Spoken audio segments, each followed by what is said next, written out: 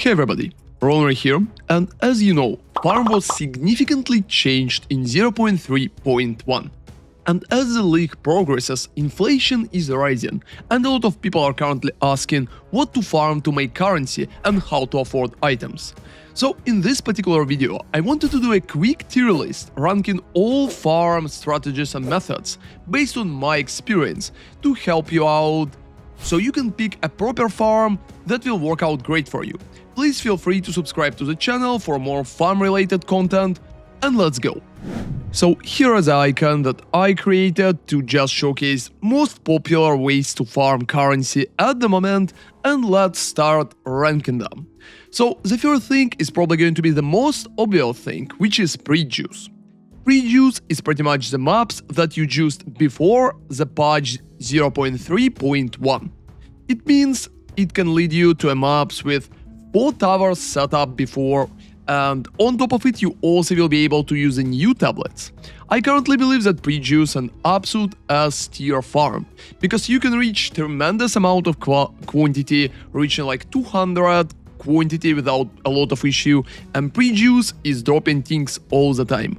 I've been farming pre-juice for multiple streams, making more than 100-150 divines in like 4 to 5 hours or even faster, and I think right now pre-juice is absolutely got it. The biggest downside right here, that to practically farm pre-juice, you need to have any kind of maps prepared before the patch, and at some point you will run out of them, so it's probably going to fall from grace because a lot of people just don't have those maps prepared.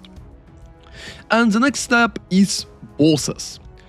I think it's pretty interesting idea to start with Uber Arbiter. I've been farming Uber Arbiter for a video once, and I also did multiple sets of 10s before, and almost all the time I've been losing money.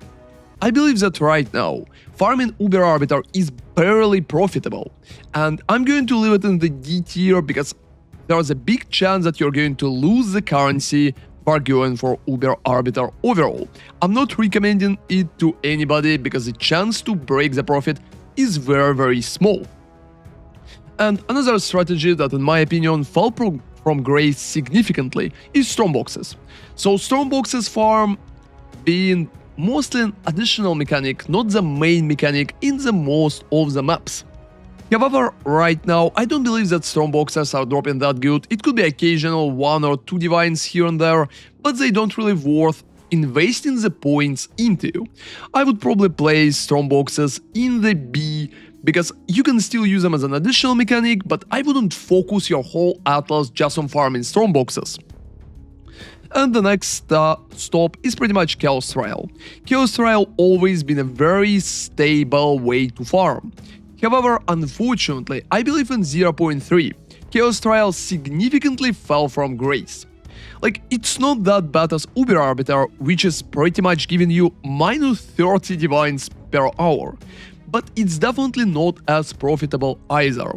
I believe right now Chaos Trial would be locked somewhere in C or B tier because I don't really believe it's profitable. There's a lot of loot that you can get from Chaos Trial, and unfortunately that loot diluted too heavily. To get anything profitable in there, you will need to have a lot of luck, because a lot of cores cost practically nothing. So the next step is pretty much Wisps. I believe that Wisps had like a crazy potential because a lot of people see that there are some particular charms that cost hundreds of divines and they want to drop them. But I believe that dedicated farm for the Wisp is absolutely not worth it. It's just a supportive mechanic again, but I believe it's providing even less than Strongboxes. And most of the time, I wouldn't bother with Wisps at all. Another big downside with Wisps is the idea that Wisps are very slow.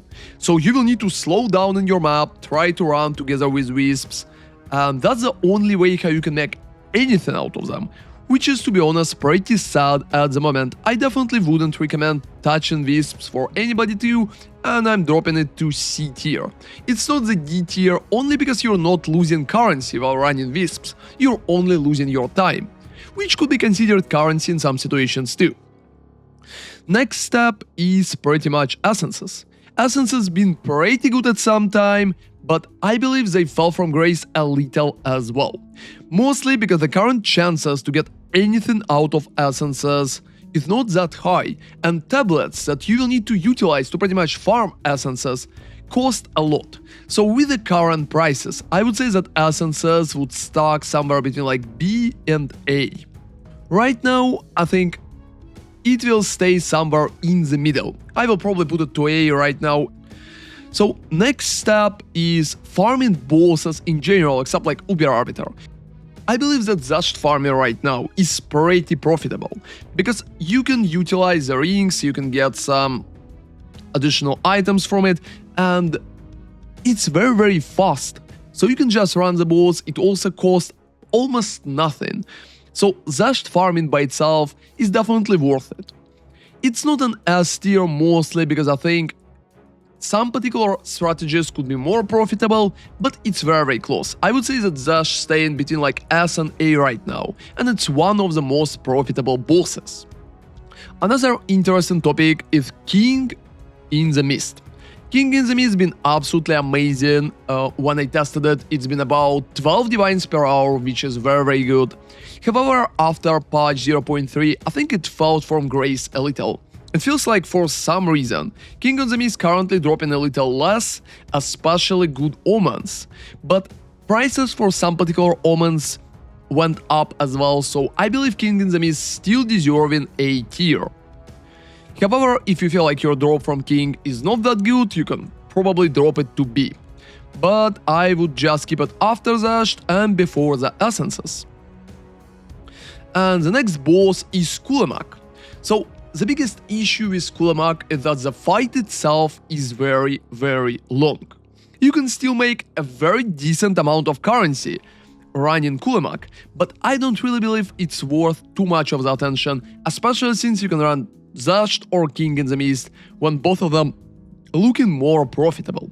So I think Kulemak right now will be like leading B tier because it's still profitable, it's still nice, but the situation is not that good to rise it up. Mostly because the fight itself is very long, you need to log out to restart it, and your upside in terms of drops is not that big. Also, rings are almost impossible to sell, which is pretty sad at the moment. And another kind of boss mechanic that we currently have is Simulacrum. Simulacrum right now pretty much suffering from the same issues as Kulemak. It's harder to do, so you will need a pretty strong build to pretty much farm Simulacrum without a lot of issue. And if you're not playing a particular build which can do Simulacrum in the total AFK, it will also take a decent amount of time. And rewards here are pretty random. I believe that Simulacrum at the moment feeling more like a Gamba. It could be very profitable, it could be not really profitable at all, but you can't lose currency with it, so it's not going to drop to a D tier because you can't lose currency. That way, I would probably place it together with Kulemak. You can also get some decent amount of bases from Simulacrum. But since it requires a strong build and takes more time, I think B tier right after Kulemak is pretty much where Simulacrum should stay. Talking about S tier again, I believe that right now there's a few things that definitely deserve to be there. So Sekhemas in the current meta is pretty much going higher and higher. I believe that Sekhema is very profitable at the moment. You can run it for relics, you can run it for jewels, and in both variations, if you can run it fast enough, it's going to provide a profit. It's also pretty easy to do because you can change your buffs, and I believe in such situations Sekhemas definitely should stay in the S tier right after the pre-juice, because it can give you a very decent amount of profit and people paying a lot for the stuff that drop in from Sekhemas. Even temporalist farming could make some sense if your build can handle just fine. So out of the pre-juice, Sekhema is probably one of the most profitable mechanics that we currently have in 0.3.1. It's also very important to understand that Sekhemas right now is basically free, so you can't lose currency running it. You can just go in and run it without bothering at all. The only thing that you're investing is your time. So it's a very good mechanic. compared to other ones which currently requires a lot of tablets. So next mechanic, which I honestly liked a lot, been Logbooks farming. I believe that Logbooks farming right now is still pretty profitable. It can provide a decent amount of divines, approximately like 8 to maybe 9 in an hour, which is very nice. And the only downside for logbooks is that you will need to buy logbooks themselves. And since you will need to buy the logbooks themselves, prices for logbooks could be affected by many things, and they can go up very fast too, especially since not a lot of people are farming expedition. That leads into a situation when logbooks could be very good, but right now, since if you're not farming expedition yourself, I believe it's too affected by prices, so it probably will stay under Xesht and the King, because entrances for Xesht and King are very stable compared to logbooks. Even if logbooks is still pretty profitable, and I would probably put it on top of essences. So next step is pretty much wild card, which is map bosses. Map bosses at the moment is totally a wild card, and it's very hard to predict how good it will go. You can still farm bosses for variation of things like negative rarity, for example, or like overstock rarity, but currently I believe it's just a stable B tier approach, because you're probably not going to drop anything crazy from them. And moving forward, next thing is breach quantity. I believe that breach quantity is one of the main farming strategies at the moment. You're stuck in breach with quantity or breach with rare monsters. So that's like the main way how you're juicing in 0.3.1. I believe that breach quantity is very close to staying in the S tier, but since the tablets that you will need to get are pretty expensive, I would probably lower it to leading the A tier, and I think it's one of the closest strategies to just go for S tier. It doesn't matter will you go for like rare monsters, just a quantity, or stuff like that, breach is still going to provide a decent amount of divines in your maps, even if those are not pre-juiced. And the next part is Citadel hopping. I believe that Citadel hopping been an S tier in the previous league because a lot of people been buying those. However, I believe that right now it fell from grace significantly, because you will need to buy grand projects, you still will need to run your maps, like take particular towers and stuff like that, and Citadel's fragments currently just don't cost that much. It's also much harder to juice them, and you can't run them multiple times anymore, because you can't use a paradise for it. That leads to a Citadels dropping completely like to C tier, or maybe staying closer to B. Like it still probably will be profitable and much more profitable than other stuff such as Wisps or Chaos Trials, but it's definitely not amazing. The next step is pretty much cleansed farm of basic fracturing orbs. So cleansed farm is a part of breach quantity farm at the moment. I think they're always going the same and like together. If you're farming breach quantity, you always would like your maps to be cleansed, and if you're farming cleansed, you're probably going to run like breach quantity or rare monsters. That way, I think those are completely interchangeable at the moment, and there's no point to farm them separately, so I'm going to leave them together. And the next part is pretty much gems farming. Gems farming at some point been a definitely S tier, especially when the paradise costs significantly less. The paradise is a tablet which gives you an opportunity to run the maps like multiple times using irradiation for it. However, since you can't use paradise anymore, you will need to use a map hopping for gems farming. I believe it's still profitable and can provide a pretty decent amount of currency, but not too much at the moment. And the next part of Expedition itself. I honestly believe that Expedition in maps is currently very underrated, because Expedition monsters are still going to drop you a pretty decent amount of currency such as divines, and also going to drop you logbooks, which people are buying to farm logbooks themselves. So I believe Expedition is going to stay right after breach quantity, because it's part of the juicing map strategy and can also provide a decent amount of logbooks. It's questionable if it should be higher than Xesht, and I will probably put Xesht a little higher than that and put an expedition somewhere in the middle. The next step is Wisps Farm. The Wisps Farm is like very questionable at the moment, mostly because of the prices. I believe that potentially Wisps Farm could be like an S tier, but considering the people not buying jewels that often, and considering the tablets that you will need to use for Wisps Farm cost a lot, I think it's constantly jumping in tiers. In some particular situation, Wisps Farm could be like a D tier, because you will practically lose currency running it. However, with different prices, it could become a very profitable strategy, jumping to almost 20 divines per hour, which is a very big amount, and only Prejuice and Sekhemas can rival it. So just to be safe, I'm probably going to put the jewels in the middle, like in the B tier, and we can just stop at it. So, Gold Gamba, in my opinion, been pretty good at some point, but currently significantly falls from grace. First off, you don't have gold in that big amounts like you had that before, because currently you're going to use it for just asynchronous trade, and most of the people like losing gold and will even need to run particular castaway rotations to get the gold. So not a lot of gold to Gamba, right? There's also a pretty big issue because you can't gamble a lot of items in general.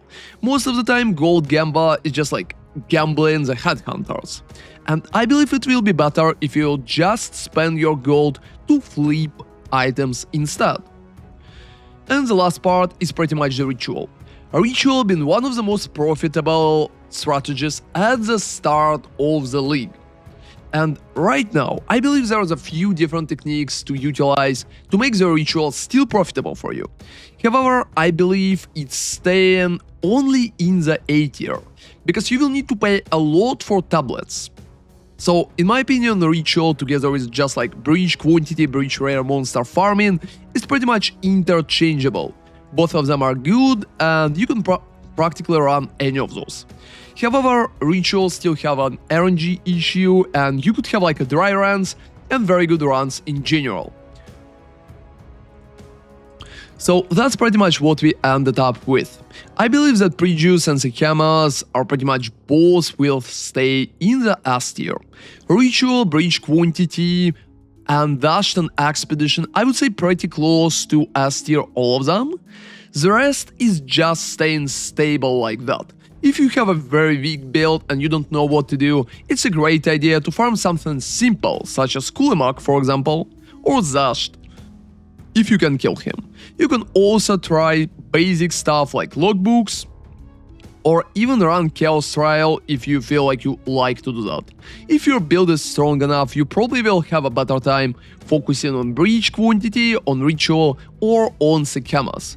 And if you still have a Prejuice maps, I definitely just recommend to run those, because those are definitely the most profitable thing that you can get, and they can drop you all type of very good currency up to a mirror.